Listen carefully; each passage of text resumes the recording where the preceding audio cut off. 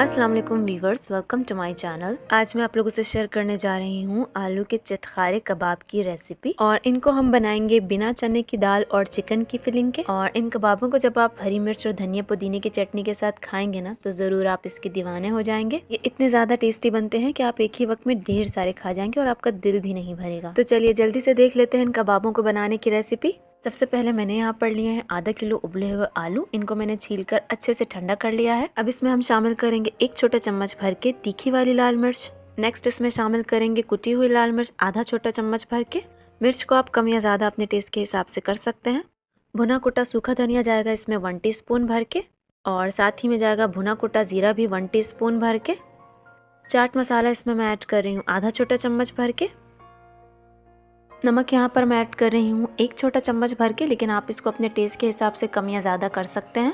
Finally chop किया हुआ धनिया जाएगा इसमें 2 टेबल स्पून भर के। इसको ज़रूर ऐड कीजिएगा, इससे कबाबों का टेस्ट बहुत अच्छा आता है। हरी मिर्चें 3 से 4 बारीक कटी हुई, ये भी इसमें शामिल कर लेंगे। अब इसमें शामिल करेंगे पुदीना, ये भी 2 चम्मच भर के हैं। इससे भी कबाबों का टेस्ट बहुत अच्छा आता है, तो इसको भी ज़रूर ऐड कीजिएगा। अब इसमें मैं शामिल कर रही हूँ चावलों का आटा, जो कबाबों को होल्ड करके रखेगा एक साथ। ये तकरीबन 5 से 6 टेबल स्पून भर कर जाएगा इसमें। यह आटा मैंने बाहर से नहीं खरीदा है, इसको मैंने घर में मौजूद चावलों से ही बनाया है। घर में मौजूद जो ग्राइंडिंग मशीन होती है, आप उसके अंदर इसको पीसकर आराम से आटा बना सकते हैं। आपको बाहर से लेने की बिल्कुल भी ज़रूरत नहीं।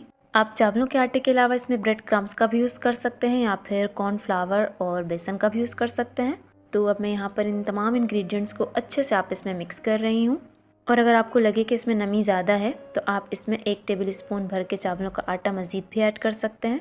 तो यहाँ पर मैंने टोटल 6 टेबल स्पून इसमें चावलों का आटा ऐड किया है। अब यहाँ पर मैंने आलू के कबाबों को मिक्सचर को रेडी कर लिया है, तो चलिए इसके कबाब बना लेते हैं। कबाब बनाने के लिए मैंने हाथों पर ऑयल या पानी का बिल्कुल भी यूज़ नहीं किया है। अगर आपको लगे कि कबाब का मिक्सचर आपके हाथों पर चिपक रहा है, तो फिर आप थोड़े से पानी का यूज़ कर सकते हैं या फिर ऑयल का। अगर आप रेसिपी बनाते वक्त रेसिपी की सारी इंस्ट्रक्शंस को बिल्कुल सही से फॉलो करेंगे, तो आपके कबाब भी बिल्कुल इसी शेप के बनेंगे और हाथों पर बिल्कुल भी नहीं चिपकेंगे। कबाबों का साइज़ छोटा, बड़ा, मोटा, पतला आप अपने हिसाब से रख सकते हैं, जैसे आपको खाना पसंद हो। और व्यूअर्स, अगर आपको मेरी ये वीडियो पसंद आ रही है, तो प्लीज़ मेरे चैनल को सपोर्ट कीजिए सब्सक्राइब करके, और प्लीज़ लाइक और शेयर भी कर दीजिएगा अपने फ्रेंड्स एंड फैमिली में, ताकि हम इसी तरह की मज़ेदार सी और आसान सी रेसिपीज़ अपने व्यूअर्स के लिए लाते रहें। इंशाल्लाह मुझे पूरी उम्मीद है कि आज की ये रेसिपी आप लोग को ज़रूर पसंद आएगी। तो लीजिए, यहाँ पर मैंने सारे कबाबों को शेप दे दिया है। अब आपने इनको कम से कम भी 20 से 30 मिनट के लिए फ्रिज में लाजमी रखना है, ताकि ये अच्छे से सेट हो जाए। यहाँ पर मैंने पहले से आधा कप के करीब ऑयल लिया था और उसको मैंने दरमियानी आंच पर गर्म कर लिया है। इन कबाबों को आपने डीप फ्राई बिल्कुल नहीं करना है, क्योंकि आलू जो है वो हमारे पहले से पके हुए, इनको जस्ट हम शैलो फ्राई करेंगे। और चूल्हे की जो आंच है वो आपने बहुत ज़्यादा हाई नहीं रखनी, जस्ट दरमियानी आंच पर आप इनको पकाएं, तो ये बिल्कुल सही से पक जाएंगे। जब एक साइड पर इनका अच्छे से गोल्डन कलर आ जाए और ये क्रिस्पी भी हो जाए, तब आपने इनकी साइड चेंज कर लेनी है। ये आप देख सकते हैं कि हमने इन पर किसी भी किस्म की अंडे की कोटिंग या ब्रेड क्रम्स की कोटिंग नहीं करी, उसके बावजूद भी कितने ज़्यादा क्रिस्पी लग रहे हैं। कम से कम भी 2 से 3 मिनट लगेंगे इनको एक साइड से इस तरह से पकने में। इन कबाबों को आप शाम की चाय के साथ भी सर्व कर सकते हैं, और दाल चावल के साथ तो ये बहुत ज़्यादा मज़ा देते हैं एज अ साइड डिश।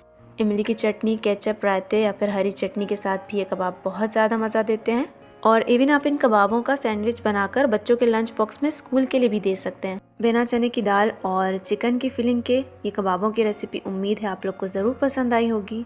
आप इस सिंपल सी रेसिपी को एक ट्राई ज़रूर दीजिएगा और अपना फीडबैक मुझसे लाजमी शेयर कीजिएगा कि आपको ये कबाबों की रेसिपी कैसी लगी।